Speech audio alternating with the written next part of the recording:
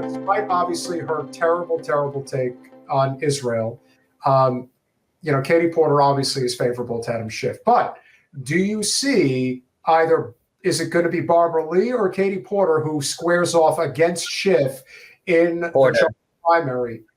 Porter.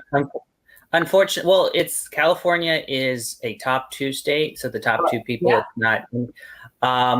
It's definitely, I think Porter is going to really try to court Republican voters. She's in Orange County, like you said. Yeah. She's going to try to get the suburban mom voters who maybe lean Republican. She's going to go for that. Schiff is just going to go with the media darling. I'm the quintessential politician. Barbara Lee, it just has really a disadvantage here. I'm probably going to vote for Barbara Lee because Katie Porter's really pissed me off as of late. And that's really how I feel. That's how I feel. I thought Katie Porter was a shoo-in up until when she decided that, I'm with AIPAC now. That's really? a problem. Okay. That's a problem. But I wasn't thrilled that Barbara Lee was sort of like simping for the Clinton Foundation a month back or whatever that was. I didn't love that either. Yeah, of course. No, but I think combination of things. I think what's frustrating about this race is Schiff to me is just a show pony who likes attention and has his head up as you know what.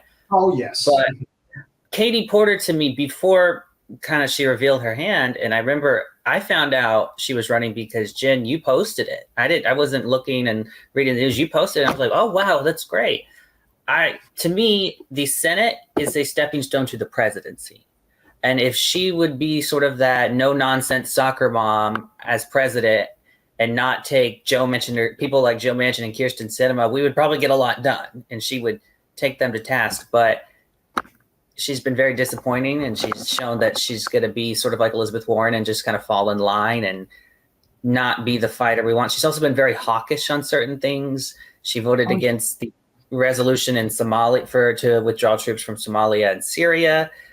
Up until recently, she had voted for all the defense budgets. So she's been disappointing that way. Barbara Lee is older. I mean, she's not going to be president. 78. But you do realize most presidents come from governor's offices, not from Senate offices. Yeah. They've come from the Senate. I know, they do. Anywhere. But the truth is, governor's number one. And the thing is, and it makes the most sense because I know people in our country are not properly educated. That's one of our problems here. Right. But there's a huge difference between the legislative branch and the executive branch. And in reality, we're better off with people that are chief executives being in an executive position versus somebody that's a legislator being in an executive position. And people don't think of it. They're like, elected is elected. But the jobs are kind of different. Yes, very much so. I think at the end of the day, people just want someone who's going to fight for them. Bernie was in the legislative branch, but he would have fought for them, and it would have been. So I think Elizabeth Warren, I don't think would have made a good president. I agree. I agree. 100%. She showed her hand when she called Bernie sexist, and that was the last straw for me. Because for somebody new, because you can always, and this is what I said. Coming full circle about the whole political odyssey that people go through where they become, rookies to, sophomores to seasoned veterans, if you will. When you start talking like Elizabeth Warren talked when she was on her presidential kick and was taking tens of millions from a super PAC, you can see the transformation. It's not hard to see. They will give you signs where they'll start saying things, they'll start intimating that, we're not on board with this. The fact of the matter is, and anyone who knows anything about politics knows that there is a time where you have to play it. If Bernie, after Nevada, coalesced Andrew Yang, Tulsi Gabbard, Marianne Williamson, and offered the VP slot to Elizabeth Warren, and she took it, Bernie would have won the nomination on Super Tuesday. That's how it would have went down. And anyone who knows anything about politics knows that that's what would have happened. Instead, Bernie either chose not to do that, or everyone who was in listen, Andrew Yang said, if you support in any way, shape, or form UBI, I'm endorsing you. And I think that would have made a difference at that time. Andrew Yang had pretty solid political capital at that stage of his career. Definitely. Well, also in 2016, she didn't endorse him either. And correct. He came really close to beating, he was closer to beating Hillary than I think he did to Biden. Oh, absolutely. Well, that's debatable, but yes, Bernie, let's put it this way. That was the momentum. If Bernie won Iowa, which I still believe he did, and then won New Hampshire by a wider margin than he ultimately did, even in the situation that he was in. If he had taken Iowa and New Hampshire from Hillary Clinton, he would have won the nomination, because Hillary doesn't know how to fight from behind. All she knows how to do. Hillary from behind, you thought she was bad. I don't want to think you thought she Hillary was bad the way that it ultimately played out. She would have gone so deep into the mud, and Bernie wouldn't have. He would have just pushed her away. Like, I'm taking this Oval. I'm becoming the nominee, and you can go away, Hillary. And that's exactly how it would have went down. And so the system was broken from jump. And now that we know it's broken, and now that we know we can't trust the primary process, it's a question of how we evolve going forward. Well, one question I want to ask real quick. If Bernie had been a woman, let's say he was a woman and had all the same values, would he have beaten Hillary? I do think so, by an easier margin, because they were really pushing the sexist, it's Hillary's turn. Oh, that's all she had. I'm with her. I'm with her.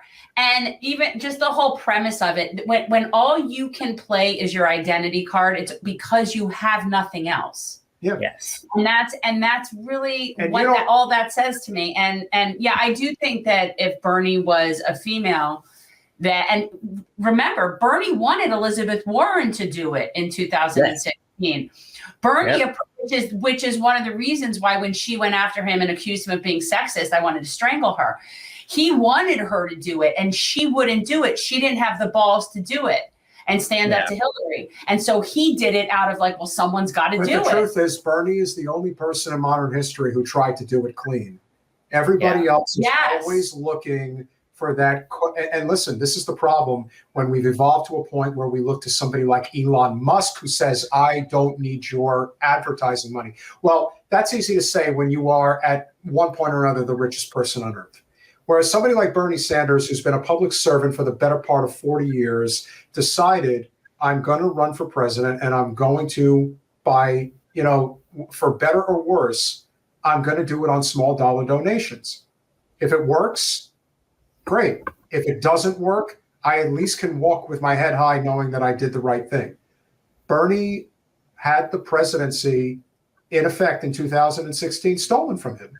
And so when people look back on what happened and wonder why there has been this cataclysmic shift. It was because of Jill Stein. It's because of Jill Stein. It's all because of Jill Stein. But all kidding aside, there's no question that it's almost like there's like a spirit that can't be put to rest. We can never move on in this country until there is true retribution for what happened in 2016. That starts with Wasserman Schultz and anybody else that had a hand in that, in what has shifted this country into such a downward spiral that we're cratering now. Well, it definitely, the Democratic Party will never come back until they address that wrong.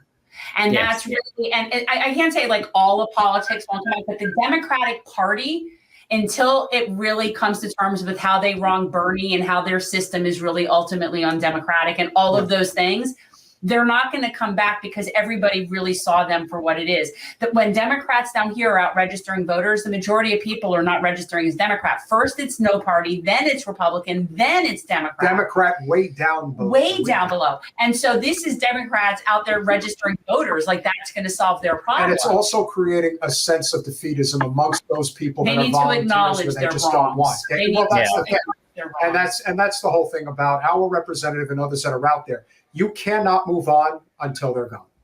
That should have been the squad. That should have been the squad's first thing. If they really wanted to be these rebel rousers and game changers, they should have said that their first, when as soon as they got there, said, we need to address this. We're not going to be the party of the people if we don't address this. And they should have really.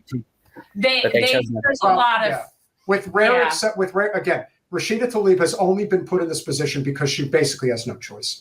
But for everybody else, dude, it is a lucrative career times 1,000.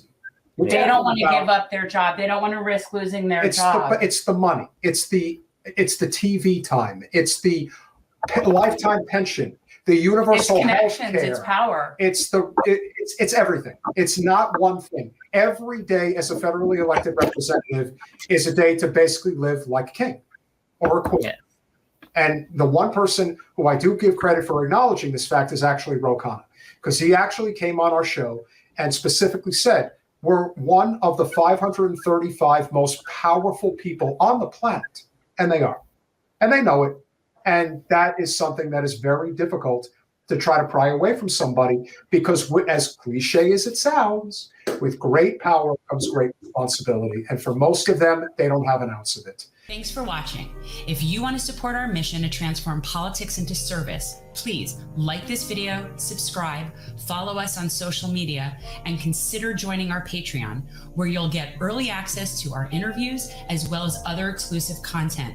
Links are in the description. Peace out.